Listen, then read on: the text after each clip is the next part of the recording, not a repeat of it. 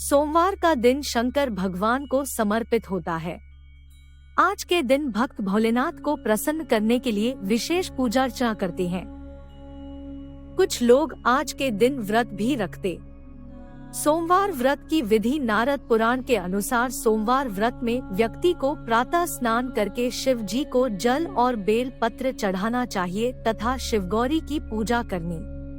सोमवार भगवान शिव व्रत कथा। एक बार की बात है, एक शहर में एक साहूकार रहता था। उनके घर में पैसों की कोई कमी नहीं थी, लेकिन उनकी कोई संतान नहीं थी, जिससे वे बहुत दुखी रहते थे। पुत्र प्राप्ति के लिए वे प्रत्येक सोमवार का व्रत रखते थे और शिव मंदिर में जाकर पूरी श्रद्धा से भगवान शिव और पार्वती जी की पूजा करते थे। उनकी भक्ति देखकर एक दिन माता पार्वती प्रसन्न हुई और उन्होंने भगवान शिव से उस साहूकार की इच्छा पूरी करने का अनुरोध किया। पार्वती की इच्छा सुनकर भगवान शिव ने कहा, हे पार्वती, इस दुनिया में हर प्राणी को उसके कर्मों का फल मिलता है और उसके भाग्य में जो कुछ भी है उसे इसी जीवन में भुगतना पड़ता है। लेकिन पार्वती जी ने साहूकार की भक्ति का सम्मान करने के लिए उसकी इच्छाओं को पूरा करने की इच्छा व्यक्त की।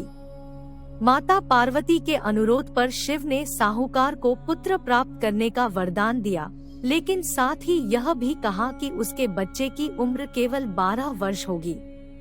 साहूकार माता पार्वती और भगवान शिव की बातचीत सुन रहा था। वह इससे न तो खुश था और न ही दुखी। वह पहले की तरह शिव की पूजा करता रहा। जब बालक 11 वर्ष का हुआ तो उसे पढ़ने के लिए काशी भेज दिया गया। साहूकार ने बेटे के मामा को बुलाकर ढेर सारा पैसा दिया और कहा कि वह इस बच्चे को शिक्षा प्राप्त करने के लिए काशी ले जाए और रास्ते में यज्ञ करे। जहाँ कहीं भी यज्ञ किया जाता है, वहाँ ब्राह्मणों को भोजन कराकर दक्षिणा दी जाती है। इसी प्रकार दोनों चाचा भतीजे यज्ञ करके और ब्राह्मणों को दान दक्षिणा देकर काशी की ओर चले गए। रात के समय एक नगर था जहां नगर के राजा की पुत्री का विवाह था, लेकिन जिस राजकुमार से शादी होने वाली थी वो एक आंख से काना था।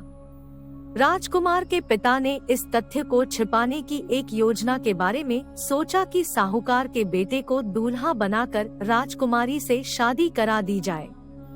शादी के बाद मैं इसे पैसे के साथ भेज दूंगा और राजकुमारी को अपने शहर ले जाऊंगा। लड़के की शादी दूल्हे के कपड़े पहनाकर राजकुमारी से कर दी गई, लेकिन साहूकार का बेटा ईमानदार था और उसे ये उचित नहीं लगा। मौका पाकर उसने राजकुमारी की चुन्नी के किनारे पर लिखा कि तुम्हारी शादी तो मुझसे हो गई है, लेकिन जिस राजकुमार के साथ तुम्हें भेजा जाएगा वो एक आंख से काना है। मैं काशी पढ़ने जा रहा हूँ। राजकुमारी ने जब चुन्नी पर लिखी बातें पढ़ी तो उसने ये बात अपने माता पिता को बताई। राजा ने अपनी बेटी को विदा नहीं किया, जिससे बारात वापस चली गई। उधर साहूकार का लड़का और उसके मामा काशी पहुँचे और वहाँ जाकर उन्होंने यज्ञ किया। जिस दिन बालक 12 वर्ष का हुआ उस दिन यज्ञ हुआ।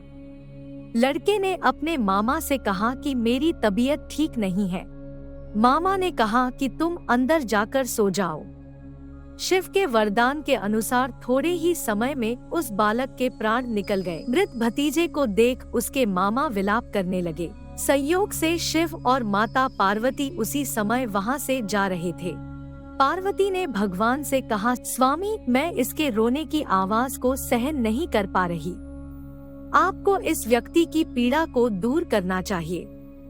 जब शिव मृत बालक के पास गए तो उन्होंने कहा, ये उसी साहूकार का पुत्र है जिसे मैंने 12 वर्ष की आयु का वरदान दिया था। अब इसकी उम्र हो गई है। लेकिन माता पार्वती ने कहा, महादेव, कृपया इस बच्चे को और उम्र दें, नहीं तो इसके माता पिता भी इसके अलग होने के कारण तड़प तड़प कर मर जाएंगे। माता पार्वती के अनुरोध पर भगवान शिव ने बालक को जीवित रहने का वरदान दिया। शिव की कृपा से बालक जीवित हो गया। लड़का अपनी पढ़ाई पूरी करने के बाद अपने मामा के साथ अपने शहर चला गया। दोनों उसी शहर पहुँचे जहाँ उसकी शादी हुई थी। उस नगर में यज्ञ का भी आयोजन किया। लड़के के ससुर ने उसे पहचान लिया और महल में ले जाकर उसकी देखभाल की और अपनी बेटी को विदा किया। यहाँ साहूकार और उसकी पत्नी भूखे प्यासे अपने बेटे का इंतजार कर रहे थे। उसने कसम खाई थी कि अगर उसे अपने बेटे की मौत की खबर मिली तो वो भी अपनी जान दे देगा, लेकिन अपने बेटे के जीवित रहने की खबर पाकर वो बहुत खुश हुआ। उसी रात भगवान शिव ने व्यापारी के सपने में आकर कहा, हे श्रेष्ठी, तुम्हारे सोमवार का व्रत और व्रत कथा सुनने से मैं प्रसन्न होकर आपके पुत्र को लंबी आयु दे रहा हूँ। इसी प्रकार जो कोई भी सोमवार का व्रत रखता है या कथा को सुन और पढ़ता है, उसके सभी दुख दूर हो जाते हैं और उसकी सभी मनोकामनाएं पूरी होती हैं।